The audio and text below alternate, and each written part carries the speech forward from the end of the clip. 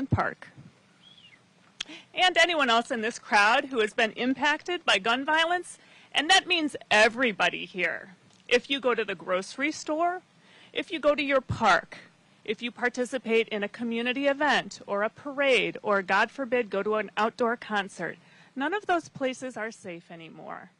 And I think this group is here to say, we're done. We're done being scared in our schools. We're done being scared when we go out in public. We're done being scared of some forces bigger than us, they tell us, that are trying to stop us from banning assault weapons. We're done. We're done.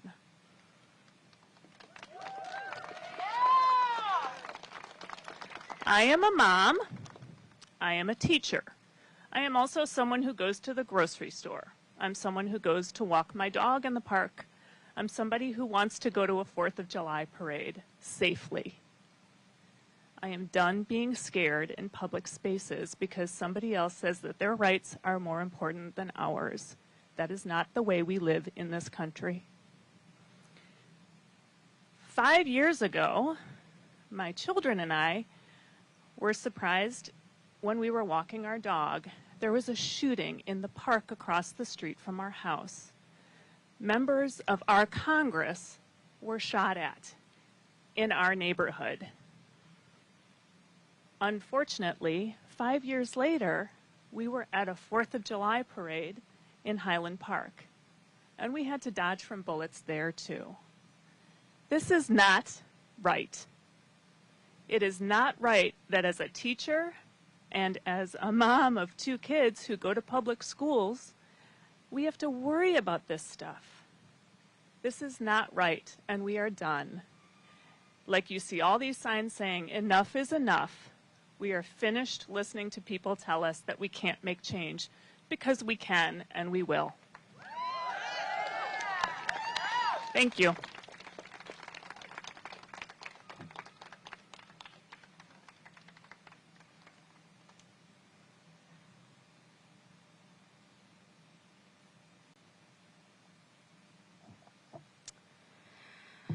My name is Abby Brosio, and I am here today to make all of you uncomfortable with my story. I am a survivor of gun violence. I cringe at the sound of this new title because it is not a title that I chose for myself. A title that I did choose for myself is mother. Notice how I said I chose that for myself. We'll get to that later. During my 3 short years as a mother, I have been forced to shelter my 2 babies from the invisible threat of a virus. This past spring, I began to slowly acclimate my children to the public places. Not an easy task with a 3 and a 1-year-old. My 1-year-old literally hugged a public garbage can the other day. We're working on it. I mustered up the courage to take my children to a 4th of July parade, the very first large gathering we have been to during this pandemic. When my 3-year-old inquired about what the parade was, I explained that it was a celebration of our country's freedom and supplemented the lesson by showing him Elmo's Furry Red Monster Parade so he had an idea of what to expect, a video that played numerous times in the days leading up to the 4th. I am sad to say that with the 5-minute experience we had at the parade, my son was unable to draw a lot of comparisons. We made a very last-minute decision to attend the Highland Park parade. My husband manages the Gearhead store outside of the heart of downtown Highland Park. They were one of the only stores open on the 4th, and he was working, so he suggested it would be good for the kids. My mother and father-in-law joined us as well, and we situated ourselves outside of my husband's store so that he could visit when business was slow. As we got situated, my father-in-law glanced behind me at the intersection of Central Avenue and 2nd Street, and pointed out that there was no police car blocking off the intersection. This elicited a bit of fear and heightened precaution in me as I thought of the recent events in Waukesha, Wisconsin, when a driver killed 5 and injured 40 people during a Christmas parade for speeding through a barricade. I suppose it's just one of those things, though, you know, living in America. I glanced behind me to check the street more than a couple of times as the parade began. My 1-year-old daughter began to fuss, so I picked her up to bring her inside of my husband's store so she could run around in a more controlled environment. Just as I made my way to the store, mere feet behind me, I began to hear what I thought were fireworks, as it was a 4th of July parade. All at once, the earlier heightened fear allowed me to think more clearly. gunshots. 17 seconds. As I watched the security footage from my husband's store, from the moment my husband reacted to the commotion to the moment I ran through the store with my daughter adhered to my chest, it was 17 seconds. It's amazing how quickly the brain can take in and process information during such a rush of adrenaline. I'm foggy on the order of what occurred during those 17 seconds, but at some point my brain ordered me to look to where the noise was coming from. And I think the only reason my brain did this was because I was already hyper-focused on the potential dangers of this event. My eyes fixated on the roof of the building adjacent to my husband's store. There, crouched with a large gun, was a figure with long hair. A shooter, I thought. A woman? I thought to myself, no, a woman is not shooting at us. This is a dream. This cannot be happening. My brain then directed me back to reality, my babies. I hit the ground while holding my daughter against me. I was able to scream to the crowd that it was a shooter and to get down. In hindsight, getting down was probably not the best move considering our assailant was above us. I saw my father-in-law down near me, and we locked eyes maybe for only a millisecond, but enough to give me just one eased breath. We were only on the ground for seconds before I was able to see how close my husband's store was and make a run for it. I pleaded for those nearby to get in as I screamed my son's name, hoping and praying that my mother-in-law had him safe in her arms. As I ran to the store, I felt something graze my side. Not enough pain to stop, just enough to take notice and pray that my baby in my arms would be unharmed. As my husband reached for me, I repeated over and over to him, I saw them, they're on the roof. I screamed for my son. 3 seconds. 3 seconds after entering the store, the footage showed my father-in-law followed by my mother-in-law. My mother-in-law had fallen on her way into the store and scooped my son underneath her as she continued to shelter his body from a barrage of bullets as they quickly crawled into the store on their hands and knees. Watching my mother-in-law enveloping my baby boy to shield him from death made my heart ache in a way that I cannot put into words. Followed were hours of breathing, alternating panic and calm, fear and gratitude. After knowing my family was safe, my husband, with the support of his father-in-law and his amazing staff, were able to secure the store, tend to injuries, and support law enforcement and first responders. My husband grabbed merchandise off of his shelves and began distributing anything and everything people needed. He ripped open first aid kits meant for camping trips, gathered a large box of red North Face cups to be filled with the store's water fountain and distributed them to those who needed hydration or to clean their wounds. My husband acted heroically and instinctively. His store was one of the only accessible buildings to seek refuge, and there is no doubt that he saved countless people that day. I was interviewed by police shortly after entering the store, being one of the only witnesses that saw the shooter. After indicating the location of the shooter, which I was certain of, the officer asked if I could describe in detail what the shooter looked like. I said, all I saw was long hair and a big gun. And I know this sounds strange, but I was really uneasy because it looked like a female to me. The officer took down my observations and nodded his head. Hours later, I heard on the news that the shooter was dressed as a female as he fled the scene in an attempt to not draw attention to himself. A chill fell over me. My eyes hadn't deceived me. My senses were heightened in the chaos, and I thank God for that. Shortly after being interviewed, I was sent to triage on the benches just below the store where I had seen the shooter on the roof. I was in no rush for medical attention, especially as I looked around with my hand covering my mouth, tears welling up in my eyes. People were covered in blood. First responders were rushing all throughout the intersection, tying tourniquets, applying pressure, giving chest compressions, and covering bodies. A woman next to me was terribly wounded, and so was her son, clutched to her side. After getting her set up with an IV bag that her son bravely ensured stayed upright, the responders needed help with a man behind me with a pale face and blood draining quickly from his body. The woman was drifting in and out of consciousness. I was given gloves to apply pressure to her foot, and she screamed in agony, the pain of gunshot wounds and a pain in her heart. Her other son had been airlifted to a hospital with her husband. Her son had been shot and was unconscious. She pleaded to be taken to him. I couldn't get her out of my head. I was happy to hear that the 8-year-old baby boy was alive, but shattered completely to hear that he was left with a severed spinal cord and would be paralyzed for the rest of his life. Their lives and thousands of others are forever altered by the events that must have lasted less than a minute. Just one gun. This was the account of the unfathomable day that I gained the unwanted title of a survivor. Though this was not a title I chose for myself, it will now be with me forever. As a mother, I am unwilling to let what happened to my family, to my babies, be on one of the most celebrated national holidays, a day that represents freedom, be another thought and prayer. My family doesn't feel free. I am constantly anticipating my next panic attack, the next time my 3-year-old will verbalize and question a memory from that day, my daughter's sudden clinginess to us, or how my husband might react going back to his work in Highland Park. These feelings make me feel trapped, not free. As a science teacher, a title that I have given to myself, I am here to educate you because I'm damn good at it. When I teach students problem-solving skills from a scientific standpoint, students learn the basics of identifying and changing variables within a problem to test different possible outcomes. Our country has a problem, a very big problem. We experience mass shootings at a horrific rate.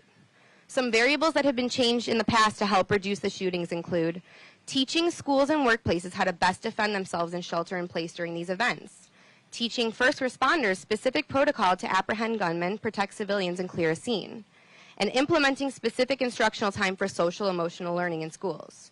These are just a few examples from the forefront of my mind being in a profession plagued by the problem. While each of these strategies are important when these tragic events do occur, none of these changed variables have allowed us to arrive at our intended outcome, to stop mass shootings.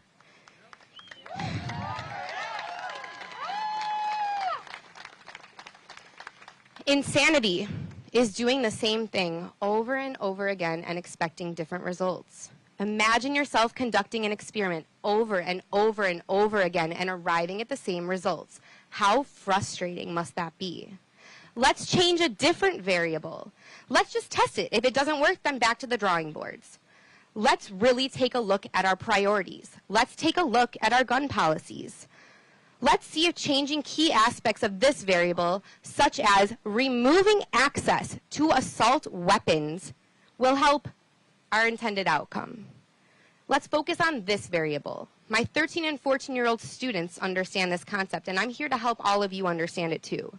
Let's be an example to them. They are watching us. They are our future. Let's ensure they have a future. The solution is so simple it makes me want to cry in frustration. This should not be political. I am done being complacent and desensitized. I am certainly sick of everyone's empty thoughts and prayers with no action to back them up. Action is what is needed now. I am a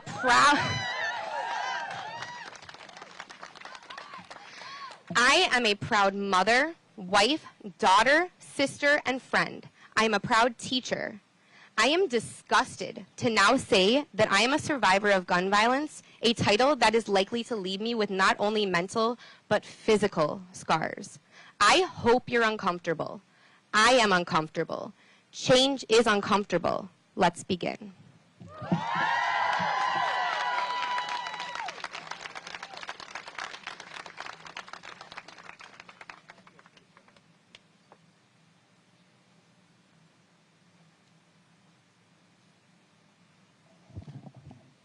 Good morning. I am Representative Brad Schneider.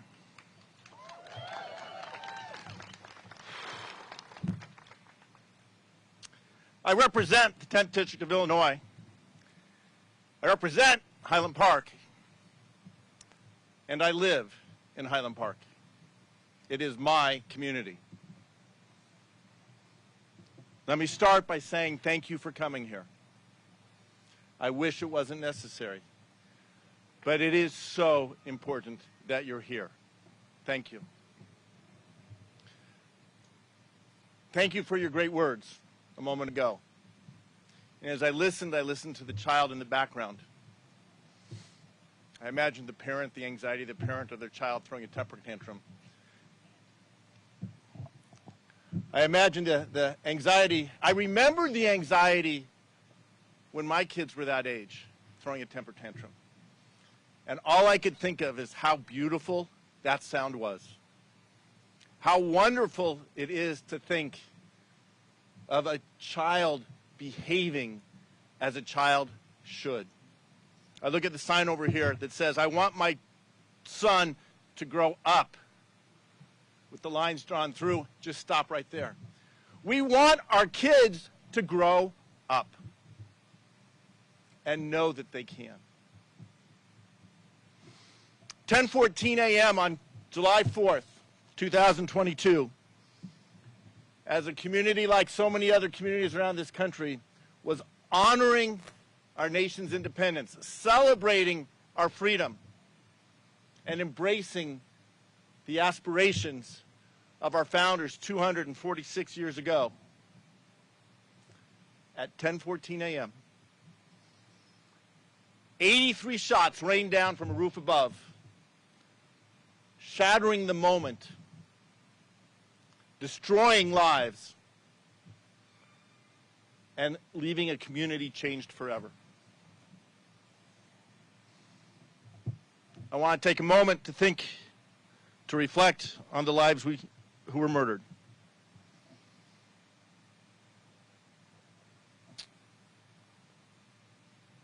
Catherine Goldstein, Irina McCarthy, Kevin McCarthy, Stephen Strauss, Jackie Sondheim, Nicholas Toledo Zaragoza, Eduardo Uvalde. Each and every one of them was the center of their family. Each and every one of them was a vibrant soul and an integral part of our communities. Each and every one of them loved life and wanted desperately to live. You've heard some of the stories, but I'm going to repeat two of them. When the shots rang out, Kevin and Irina, who were there with their 2-year-old son, Aiden, acted as all of you did here, or would here. The first instinct, protect our children.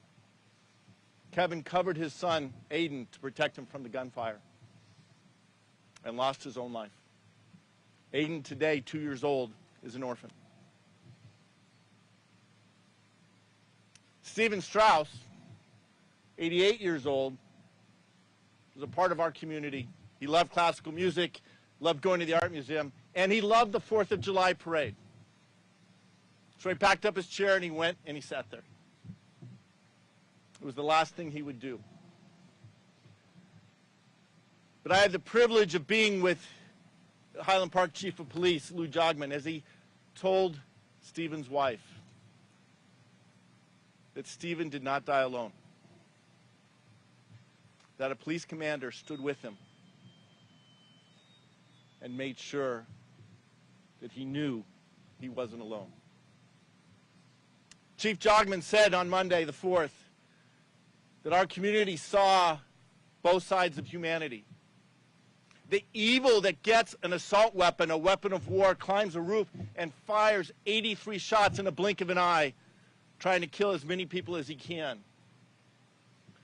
But also the heroism of the police and the fire and the civilians who didn't run from the fire but ran to those who had fallen, giving them the help that they needed, saving lives. Highland Park's strong and we will recover. But Highland Park has experienced something that no community should ever experience, and too many communities suffer each and every day. Highland Park was the 308th mass shooting in the United States in 2022. 300 mass shootings in this country in less than half a year. No other country experiences this. It is only the United States, and it's because of one thing: access to guns, and in particular, access to assault weapons, weapons of destruction, of war. We must ban assault weapons.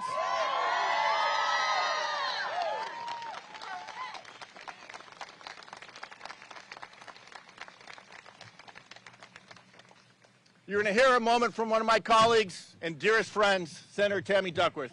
And Tammy, I'm sorry I've got to use your words because I've been repeating it ever since. After the shooting on July 4th, Tammy immediately came to our community, came to offer support, to offer condolences, to offer strength. And Tammy said, that the sounds we heard that day, whether you were there or you heard it afterwards in the video, the sounds of those bullets striking flesh, causing death, terrorizing a community, those aren't sounds you hear in the United States on the 4th of July. They're the sounds you hear on the battlefield of war. Those are weapons of war. They don't belong on the streets. So let me repeat. Let's ban assault weapons.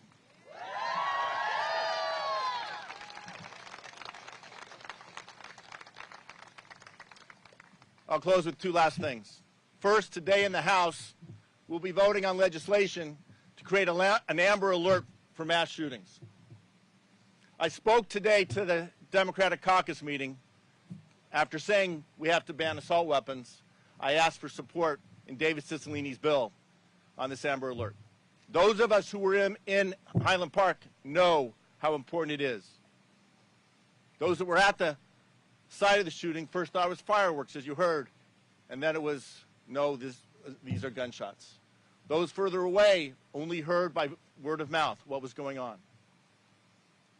For moments we didn't know what was happening, and then for hours we didn't know the full extent. And for 8 hours our community was told to shelter in place because the shooter was at loose. The legislation we're voting on in the House today is legislation that will ensure that next time this happens, and though there shouldn't be a next time, we know that there will be, that communities will be able to get the information they need that will save lives. That's a step. But we need to do so much more. We need to not only ban assault weapons, we need universal background checks. We need to make sure that people who buy guns can't take them across state lines and make it a federal crime if they give those guns to someone who shouldn't have a gun.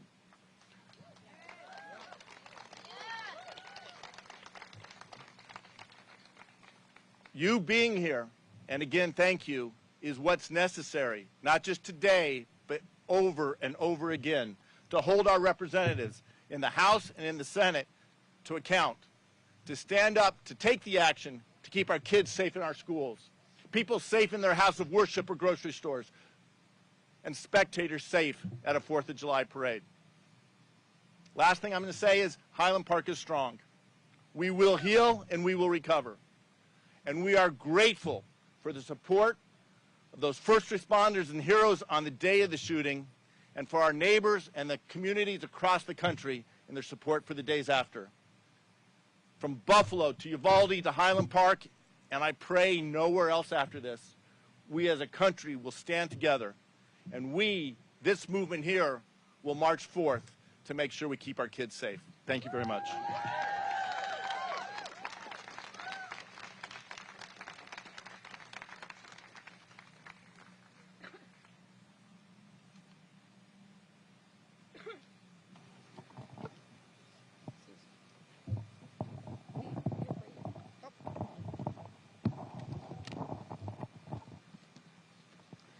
Well, it's an honor to be here to say hello to everyone, but I wish we weren't here to have to do this. I'm Senator Tammy Duckworth, the junior senator from Illinois. And when Highland Park shooting happened on the 4th of July, I was just starting off at a parade. And I remember before we went home for the 4th of July home work period, some of my colleagues asked, "You still do parades? They're dangerous." I said, "Yeah, I still do parades because I need to talk to my constituents and see people." I had no idea that I was actually headed back to my state where there would be yet another mass shooting, this time on the 4th of July. And Congressman Schneider is right. The last time I heard that type of gunfire was on the battlefield. In fact, it was AK-47 rounds with that same rapid fire rate impacting the fuselage of my aircraft in flight. These are weapons of war. They were able to penetrate the fuselage of my aircraft in flight, traveling at 130 miles an hour from the ground. Imagine what the same type of weapon does to a human body or a child's body. And so I get a lot of pushback from folks who say, well, I need them to go hunting. I need, you know, we want assault weapons because I go hunting, and we can't raise the age limit on assault weapons to 21 because families go hunting, and we want to buy a gun for our kids so that they can go hunting because it's a family tradition. Let me tell you that banning assault weapons does not jeopardize any of those family traditions. You can still buy a .22. You can still have access to a .30-06. You don't need an assault weapon, a weapon of war. And by the way,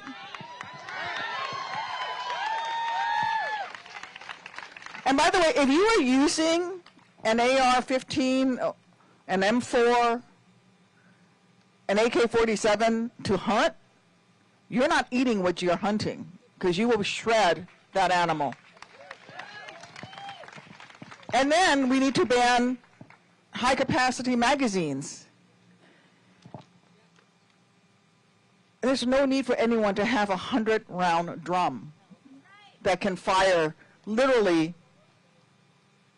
dozens and dozens of rounds at high velocity in a short amount of time. And for the marksmen who say, but I like to go to the range and shoot, and what I say to them, and this is the argument you give back when they say this to you, is actually in all shooting competitions, swapping out magazines is part of the demonstration of your skill level. No one needs a 100-round drum because it's not even used in shooting competitions. And if you're using a 100-round drum to go hunting, I don't want to go hunting with you.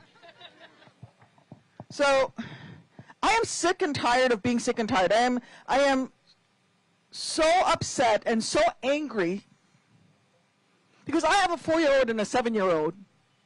And I was telling folks yesterday that I, after Uvalde, was scrolling looking for where I could buy ballistic backpacks and ballistic whiteboard markers, whiteboards for my daughter's school. Is that where we are today? Is that where we are, where we send our kids to school with ballistic backpacks? And by the way, those ballistic backpacks would not have saved anybody on the 4th of July because they just can't block against that velocity, the firepower that comes from these weapons. We need to raise the buying age for assault weapons. We need to ban them. We need to ban high-capacity magazines. The leading killer of children under the age of 16 in this country is gun violence. It's gun violence. Enough is enough. And I want you to be angry because I am angry, and you need to be angry. And we need to make this happen. We passed a very small step forward a month ago. And I'm proud that we did that because there was a lot of money in there for mental health. There was a lot of, that is great. We need it. And a lot of the money in there for mental health for our kids in schools. There was money in there to help keep our schools safer. We expanded red flag laws, more background checks. So anybody under the age of 21 buying assault weapons has to go through more steps. But at the end of the day, no one should be buying assault weapons, period, because they should be banned. And on the 4th of July, to those who say what we need are not to ban assault weapons, but more good guys with guns. We had a lot of good guys with guns at that parade route. Those police officers were remarkable and brave and ran into the gunfire. But the fire, the pace and the rapidness of those rounds were so fast that they did not have time to respond. Good guys with guns is not the answer. And yes, we need more money. We need more money for mental health.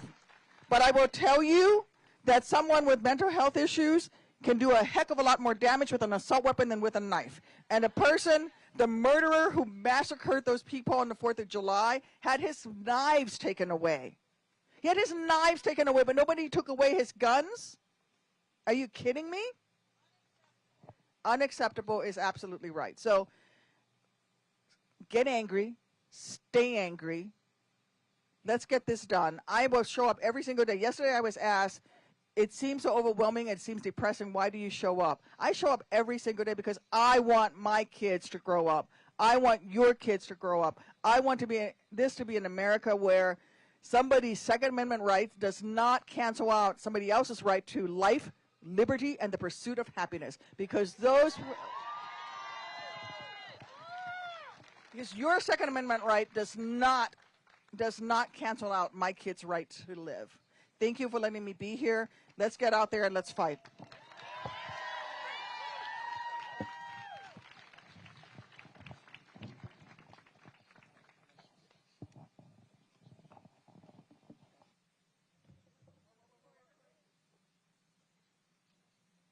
Believe it or not, I'm going to have to vote right here. Bring it to me so I can say aye when it's time, Alex. Okay. So I am here mostly to say thank you. Thank you, thank you, thank you. You know, we in the Congress follow your lead. And the only reason that we even got the legislation that the president signed into law to control guns is because of activists demanding that there be some action. I want to thank all the people that met with me yesterday, the Highland Parkers who met with me yesterday, who told me their stories of being at the parade. I'm Congresswoman Jan Schakowsky. I represent the 9th Congressional District just south of you. I live in Evanston. I was on my way to the parades in Skokie and in Evanston that were canceled, of course, and all over around that were canceled because of your tragedy. But what I saw from the people from Highland Park that I saw yesterday, and all of you that are here today, is that you now are the warriors for justice for a ban on assault weapons. You can do this. We can do this. It is inevitable that it has to happen. What's happening in the United States of America is totally unacceptable. You know that guns are the #1 cause of death of children in the United States of America. More than car accidents, more than cancer or any other disease. It's guns that are killing our children. Do you know that in the last 2 decades, more children have died from guns than on-duty police and active military? Our children are dying because of guns. Our families are being destroyed. Our communities are being destroyed. What is the answer? The answer is you. The answer is your organizing. The answer is the organization that you created. The answer is to not ever give up until we ban these weapons of war. I want to thank you so much for your effort. The United States of America represents 2.2% of the world's population, 46% of the guns. You know how many people were killed in Japan last year? No, we just saw an assassination of the former prime minister. You know how many all around? 10 people shot to death in Japan. You know how many in the United States? 40,600 people killed by guns. Say it with me. Enough is enough. Is enough. Enough is enough. We can do this. And so I'm so grateful to you. My heart is just breaking for those people who have suffered. And what I heard from the people yesterday is those of you who were there with your children are suffering too. The trauma that your children experience, the trauma that you experience, going to one of the happiest days of the year to celebrate the 4th of July. These people have stolen our culture. They have stolen our history. We will not let it happen. So stick with us. We will stick with you, and we will triumph, and we will end these weapons of war. We will end we will have a ban on assault weapons. You keep it up, we will do it.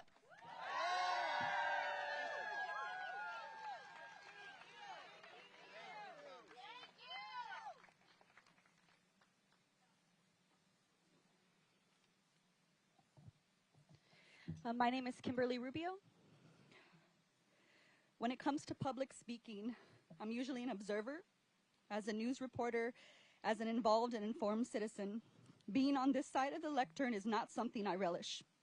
My voice shakes, and my grief is evident, overwhelming. But if my words resonate with even one politician and encourage them to push for change, then I'll be saving so many parents from the devastation that is burying your child. That's reason enough for me to stand up and speak on days like today when I barely want to get out of bed. Imagination is a hauntingly beautiful thing, able to conjure up images from a few descriptive words. My mind has been running nonstop since May 24th, 2022, when my daughter Lexi was murdered in a mass shooting at Robb Elementary in Uvalde, Texas. I try to view room 111 through her eyes. I picture which side of the room she and her classmates huddled against as an 18-year-old man, gunfire, fired toward them, killing them so swiftly that their teacher, who lay bleeding nearby, said he didn't hear a whimper or cry.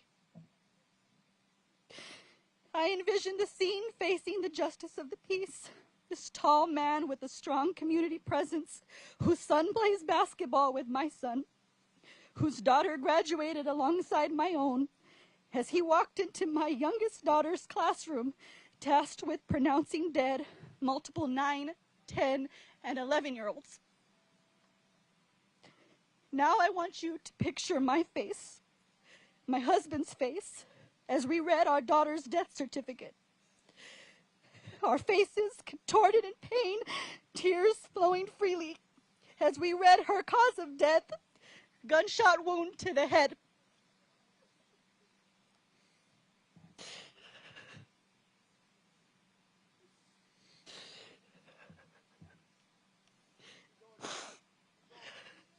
I was with my daughter at 10:54 that morning, and there are a lot of what ifs.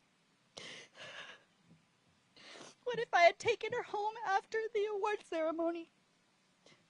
What if the doors had just locked properly? The outside door leading into the school, the classroom door that the shooters seemed to intentionally seek out? What if the police had immediately engaged the subject? These are all questions that do not weigh heavily on lawmakers. After all, they are not us, Kimberly and Felix Rubio, Lexi's parents. They are not school staff or police. They are not Uvalde law enforcement. But there is one question that should be on the forefront of their minds. What if the gunman never had access to an assault weapon?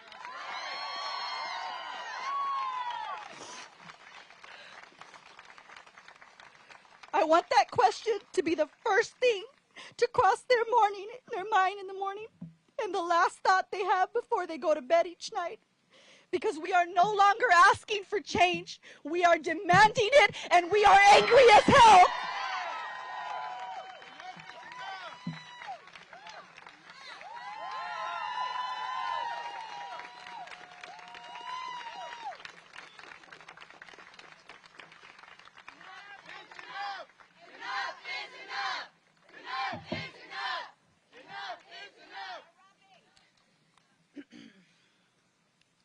Good morning.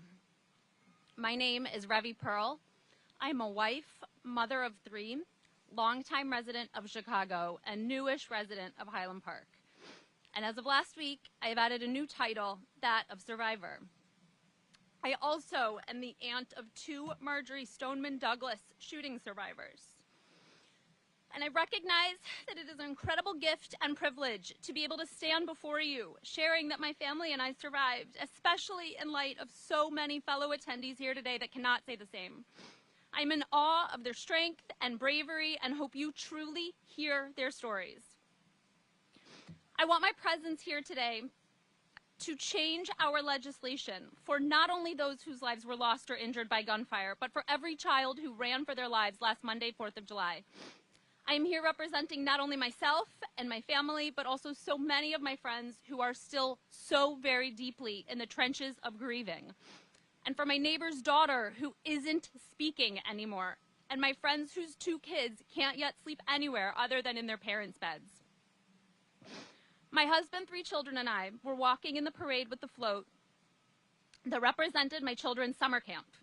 Our story is not different from so many others here. We heard gunshots, we ran, we hid, we saw horrifying images, and eventually got home. But I'm here to provide a different perspective and drive home the broader impact of gun violence.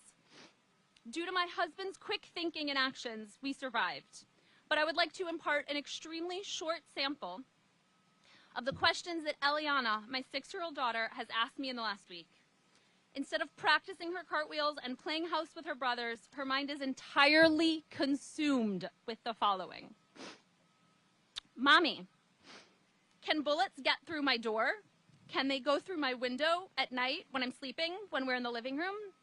Where does a bullet have to hit me to kill me? When will my nightmares stop? Why couldn't the people that fell on the ground be protected by their mommies and daddies? Was your hand over my heart when we were hiding because you would stop the bullet from killing me? There were so many families and children who were there that parade morning who all came to celebrate America and everything we stand for. And instead, the 4th of July has now come to represent a quintessential American experience, a mass shooting. Like so many others here, I never would have imagined this would be my story, that I would be sharing, looking out at all of you, and understanding how frequent mass shootings are in our country. Statistically, though, this will be your story, too. Your town could be a hashtag. Your children will be survivors, God willing, and the shooting site will be repainted. In the words of Highland Park Mayor Nancy, we do have the ability to take action and eliminate weapons of war from our neighborhoods. Highland Park will get through this tragedy, but let's make it the last community that needs to. I know that earlier this week, President Biden signed a law that will help, and I'm a parent, not a politician, but I know that that's not enough to stop this from happening again. We want a federal ban on assault weapons now.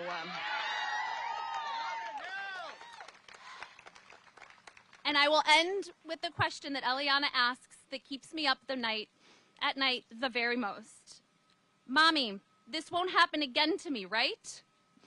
Let my daughter's voice compel you to do more. Thank you.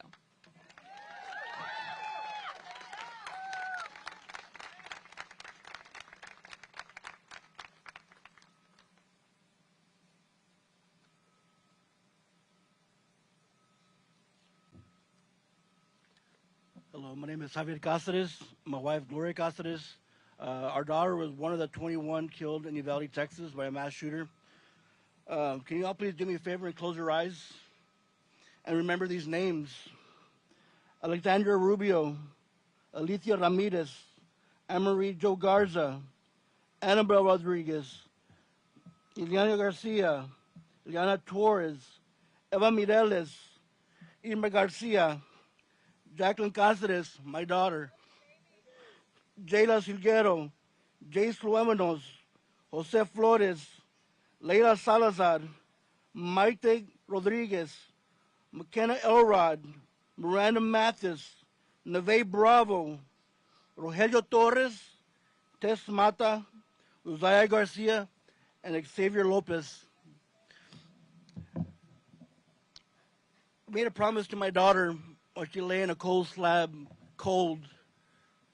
I picked up the sheet, was wrapping her body, and saw her wounds. Wounds that pierced her little heart. My little girl fought and fought there at the school till she couldn't no more. Our gloves are off. We're here to kick some ass. We're here to help ban assault weapons.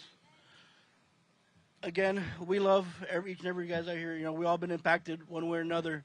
And like the senator said earlier, enough is enough. We are gonna fight, and we're not stopping until something is done. Thank you.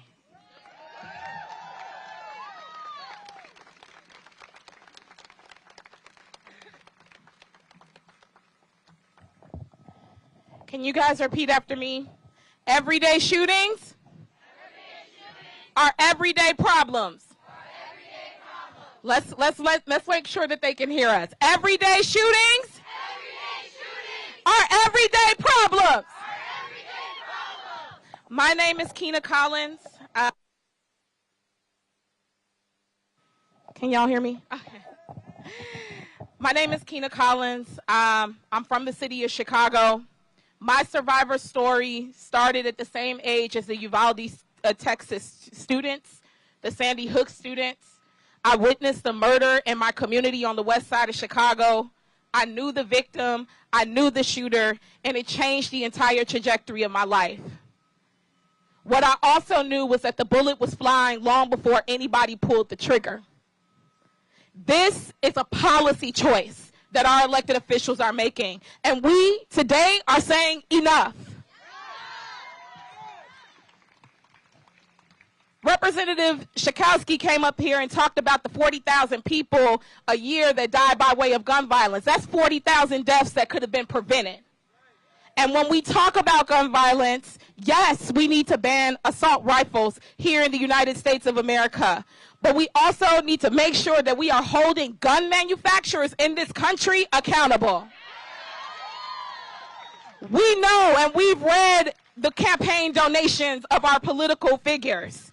We follow the money. And we know that the price tag that has been put on the lives of the American people by way of these campaign donations is way too low. Our communities are paying the high price. We're paying the price of our sanity. We're paying the price of our peace. We're paying the price of our lives. And it's not right. Our teachers, what has been the response to these mass shootings? It hasn't been to protect our students and our teachers. Our teachers don't need guns from the federal government. Our teachers need resources. Why in this country is it easier for us to get a gun than it is to vote in the United States of America?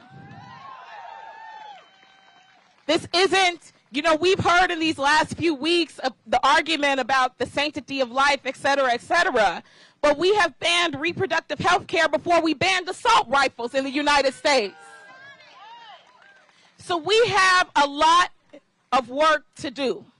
When we talk about gun violence, we have to understand that this problem is intersectional. We have to center the voices of those with mental health who are getting stigmatized in our country. We know the statistics. The statistics say that those with mental health actually experience more violence than they actually put out into the community. And if it is the case that mental health is the cause of these mass shootings, then we need to fund mental health services in this country. We also know that that is a red herring.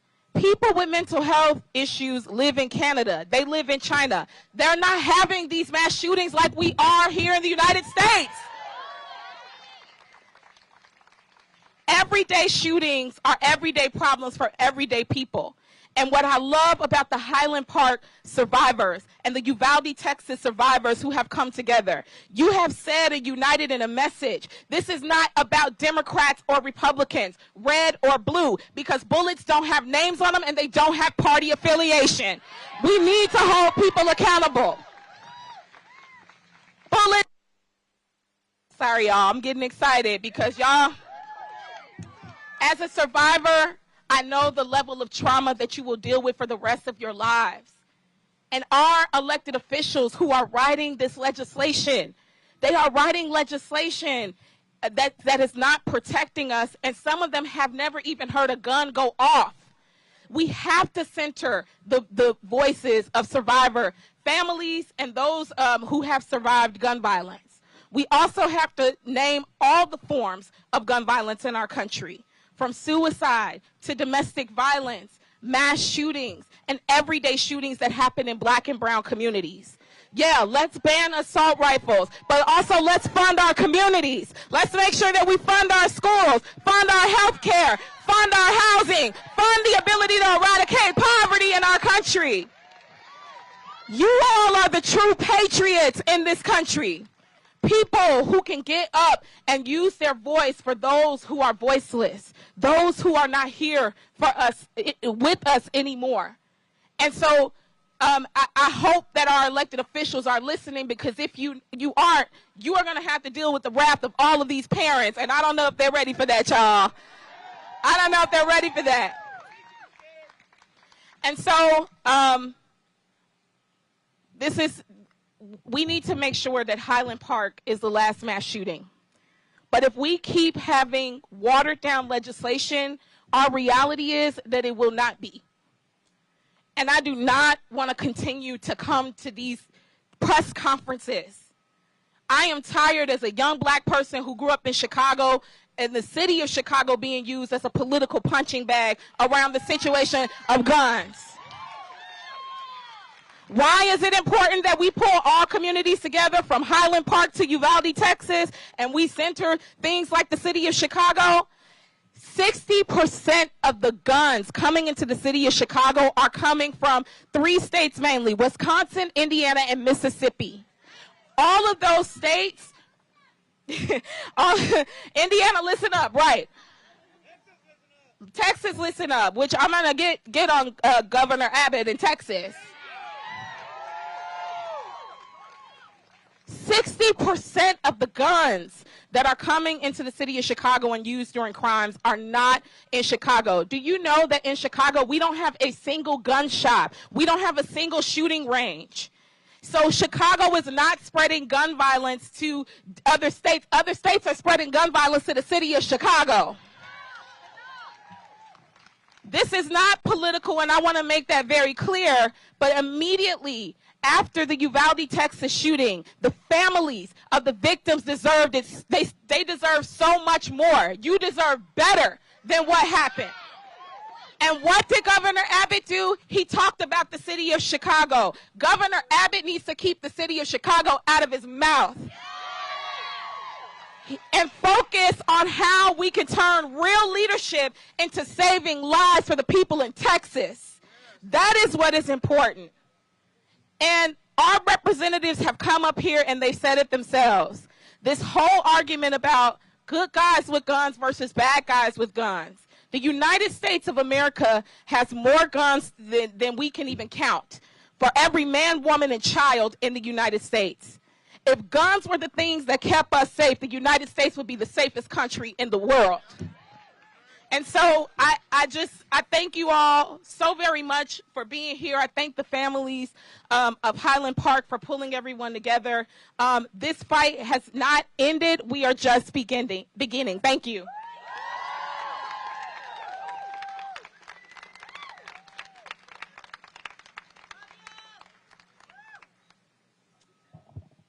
Hey, everybody. My name is Chris Murphy. I'm a United States Senator from Connecticut.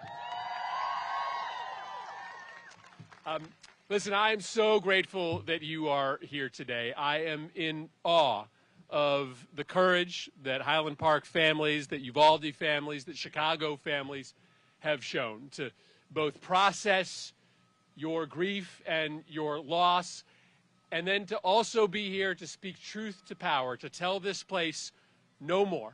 No more mass shootings, no more kids going to school in fear, no more exposure to daily gun violence in places like Chicago and Hartford and Bridgeport. This is all a choice that we make. None of this is inevitable. No child that has been shot is unlucky.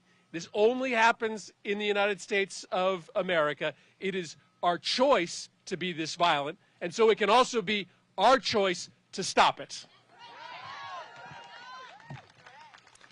And so you know you have a lot of allies here in the United States Senate. You have a growing number of members in the House and the Senate who are prepared to do the right thing, but not enough. Not enough. And I'm going to give you a hard truth. The decisions that get made in this place are often based on what people think are going to happen in the next election, right? And so for a long time, people made the decision here that they could get away with voting to compromise kids' safety. They could get away with allowing our cities to be killing fields because they guessed that the 90% of Americans that want these changes wouldn't act on those beliefs when they went to the ballot box. But those days are over. Those days are over. And the clear message that we need to send is that if you're not going to get on the side of community safety, if you are not going to take the side of our kids, then we are not punching your ticket back to the United States Congress. And listen, I wish that that's not how it worked, right? I wish that people just saw what was right. I wish that people just changed their minds. But if you can't change people's minds, then you have to change the people that get sent to Congress. And that is what we are going to do. So, listen, I'm just simply here to say thank you. I've been a part of this movement for the last 10 years. There are a lot of days in my life that I have felt deeply embarrassed by the fact that I didn't work on this issue until it happened in my backyard, right? There were shootings happening every night just around the corner from the place that I grew up in Hartford, Connecticut. I should have been working on this long before Sandy Hook. But for the last 10 years, I have woken up every single day to eat, sleep, and breathe the issue of ending gun violence in this country. And we have made more progress.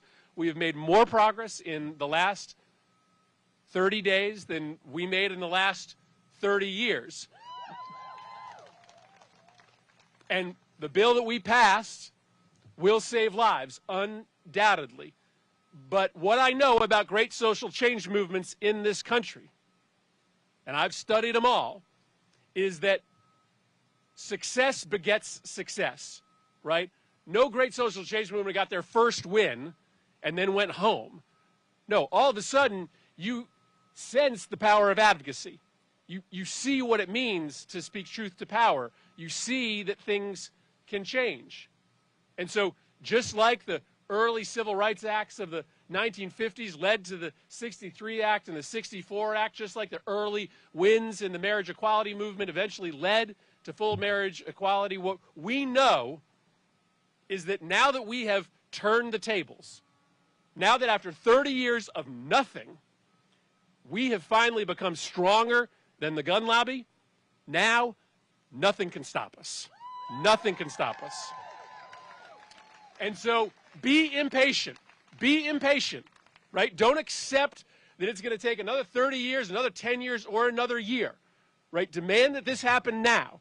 Demand that we step up to the plate and pass a ban on assault weapons. Demand that we put in place universal background checks. Demand that we take away the liability protections from the gun industry. Demand that we fund community anti-gun violence initiatives all around the country. Demand all of that. Do not be patient.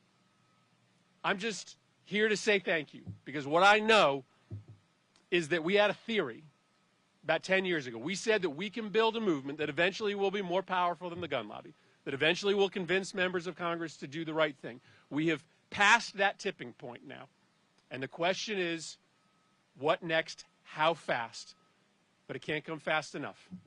It can't come fast enough. We do not have the luxury of time, because we know that without more changes made here, the next shooting is just around the corner. We know that the streets in Chicago and Hartford, New Haven, they are still not safe. But I have faith, given the number of people who are here on incredibly short notice, given the passion that you have, given the heroism shown by families, especially here from Uvalde and Highland Park, I know that everything is now possible. So don't accept that this is inevitable in this country. Stay at this. And you know what? The last thing I'll say is this.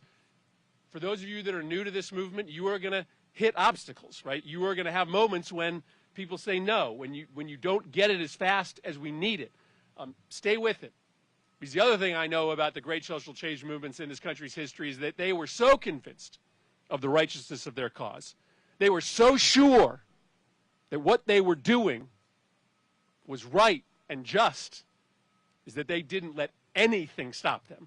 They never gave up. And because they were so convinced of the righteousness of their cause, they eventually prevailed. So will we. Thank you, everybody.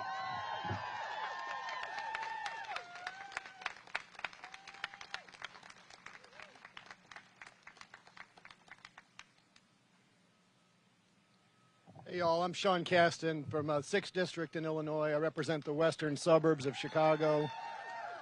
I live 25 miles from Highland Park. I have too many friends who were there. Christmas Eve of this year, I took my daughter to the Oakbrook Mall, and as we were driving home, got a call saying that there was just a shooting and were we okay, and we cannot allow this to be normalized. As someone who represents the Chicago suburbs, I want to tell you a story about Chicago's and gangs, and I want you to tell this story to every single person who wants to put the word Chicago in their mouth, as Keena Collins said. Not that long ago, we had a gang war in Chicago. We had two gangs who were fighting each other for turf over their right to sell drugs on the street. One of them showed up and killed 8 members of the other gang. These were bad guys killing bad guys. And we decided at that moment that 8 people dying from gun crime, even if they were bad guys, even if they were gang members, was a problem. And you know what we did? We banned the gun that they used in that gun crime. I am talking about the St. Valentine's Day Massacre in the 20s. These were Italian and Irish gangs fighting over prohibition turf, and we banned Tommy guns and we saved lives. And if you find it surprising that we give a crap when they are white people killing white people in gangs and we don't give a crap and we stereotype them, then you are starting to understand the problem. They saved lives when we banned those machine guns. To this day, you can't buy those guns that we banned in the 20s, and yet we allow people in Highland Park to carry guns that do the same thing that popped off 83 bullets in less than a minute and a half. Everything that Senator Murphy just described is massively popular. Banning assault weapons, background checks. I could go on and on down the line, but here's the deal. If you elect people who are advocating for things that are popular and stopping there, then by definition you are electing people who are incapable of leadership. Because we got to do what's necessary. We have to acknowledge the fact that we live in a country that has more guns than people. If we got rid of 50% of all the guns in this country tomorrow, we would still have more guns per capita than any other country in the world. Yemen is number 2. And I don't hear anybody in Yemen complaining about whether their Second Amendment rights are being infringed upon. 2/3. Now, it's unpopular to say that, but you know what? That's our job. We got to keep that going. 2/3 of all mass shooters in this country have a history of domestic violence. If I told you that 2/3 of all traffic fatalities were in Dodge Darts, we would ban Dodge Darts tomorrow. And yet we still allow people with a history of domestic violence to own guns. Why is that? Because it's not politically popular. But we got to do it. We got to have a conversation about the fact that the Heller decision in this city is responsible for untold deaths because it completely corrupted our founders' intent and said that your right to kill somebody supersedes your right not to get shot. We have to push for all that. Because if you look at the numbers in our country today, if you look at the people who died in Uvalde and Buffalo and Highland Park, if you look at the 110 plus Americans who get shot every day, and you say to yourself, you know what is the most important thing to protect right now? The goddamn filibuster. Then you are a part of the problem. The American people want this.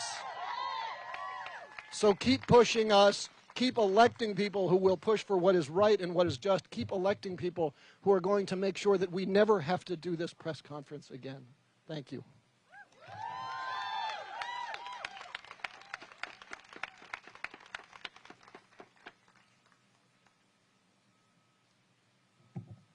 Good afternoon, everyone. My name is Oscar Orona. I am from Uvalde, Texas. I am here with my wife and my son, Noah, who was in the classroom in Uvalde where both teachers were murdered along with several other students and right next door to the other classroom. My son was shot in the back and had to wait 77 minutes for someone to take action. While he lay there bleeding, he opened his eyes a few times, afraid to open his eyes because he was trying to play dead. The first time he opened his eyes, he saw some teeth.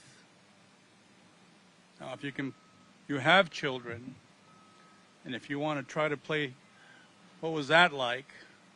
What was going through his mind? Then the next thing he saw was one of his classmates basically taking her last breaths and gurgling blood through her mouth and her nose. I don't wish this on anyone, But if we do not do something to ban these assault weapons, these weapons of mass destruction, because if you had seen his shoulder where the bullet exited, it looked like somebody had gotten a pair of scissors and just made all kinds of designs in his shoulder. My son is with us, but he is not the same young man that we were with early that morning before all of this happened. And he will never be the same. No matter how much counseling, no matter how much therapy, he will never be the same. And we mourn and we grieve for those 19 angels that lost their lives that day. But we cannot forget about those kids that were in those classrooms that survived and have basically been shunned because they're lucky, they're alive. But they're not lucky. They face an uphill battle every day. I was telling a friend of mine, because he was asking, what are y'all doing next week? What are y'all doing next month? I said, we don't make plans anymore. We live our life day to day based on how my son is feeling and what he's encountering. What has triggered something that day, what he's thinking about. Can he get some rest that night that's coming up? I am jealous of the Highland Park community because their lawmakers are here speaking out for the banishing the assault rifles. I wish I could tell you that we had in Texas the same experience, but we do not. So we are making it our mission until we get people like these brave souls here wearing the orange t-shirts, and all of you here that have taken the time in this heat to listen to us. We will not rest. I will not rest. I don't care how long it takes until we ban assault rifles in Texas. God bless each and every one of you, and I hope you never have to go through this, ever. Thank you all so much.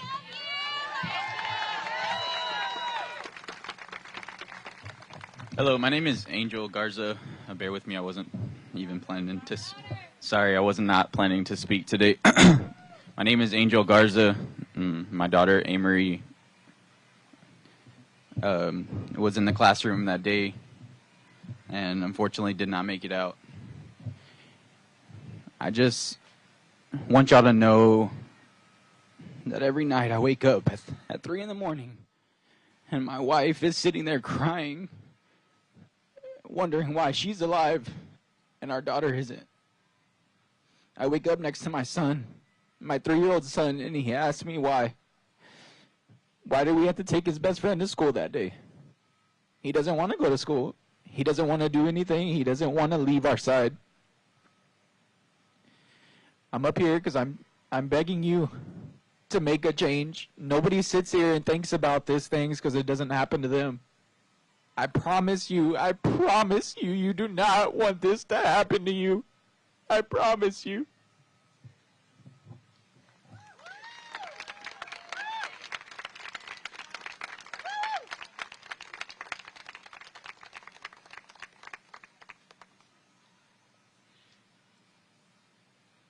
Good afternoon. My name is Tom Brantner. I want to thank everyone that is here in a show of support, from our survivors to our families, to our communities, to our lawmakers. There has to be a change. We have to ban assault weapons federally. Have to. Because of the outpour of support, because of all of us being here, we are going to be marching on to the Capitol. We're going to be meeting at First and C immediately following. And thank you all for your support. Let's go march.